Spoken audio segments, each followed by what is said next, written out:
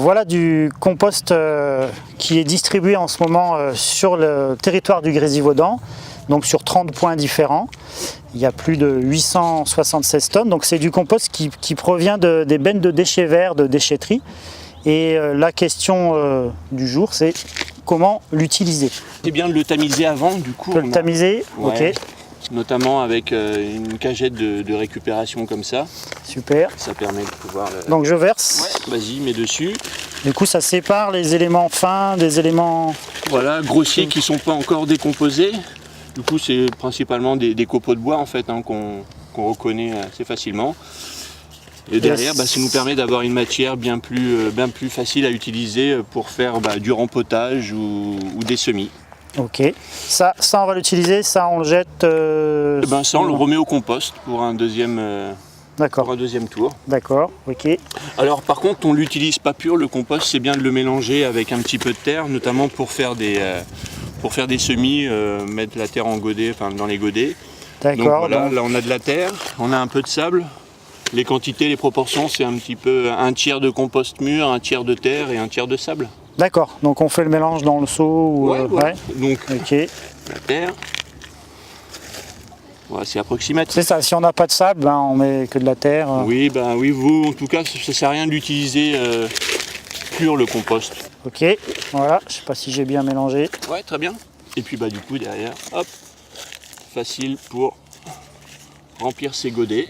Et sinon, pour faire du rempotage, notamment quand on a une terre un petit peu argileuse, là c'est le cas, on est sur une planche de culture de fraisier, et la terre ici, elle est plutôt argileuse. Je vais vous montrer du coup avec le transplantoir à bulbe, un petit peu, vous allez voir la terre à quoi elle ressemble. Lorsqu'elle n'a pas reçu de compost, vous voyez, du coup ça fait une jolie carotte. Voilà, clairement, là, du coup on voit petit vers de terre. Ouais, donc du coup ça nous indique que le sol il est vivant. Hein, les vers de terre voilà, ça grouille de vers de terre.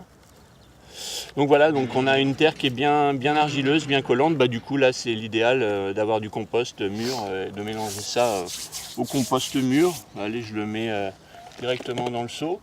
Et donc là on a un petit plant de fraisier. Donc les fraisiers sont plutôt des plantes gourmandes, donc là c'est l'idéal, on a un petit peu de compost. On va pouvoir amender son sol. Ok. Donc du coup j'en remets dans le fond du trou. Ça sert à rien de gaver son sol en compost. Hop. Donc le petit plant. Et voilà un repiquage de plantes fraisier. Parfait. Voilà du compost. Allez. Eh ben oui, on va donc en répartir un petit peu partout. Ça sert à rien d'en mettre des grosses quantités, 1 ou 2 cm, ça suffit largement. Hop.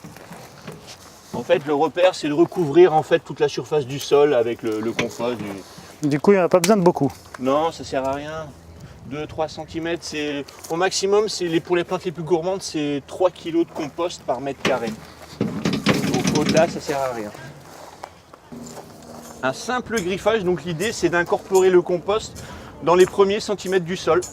Et du coup, Christophe, à quoi ça sert finalement d'apporter du compost ?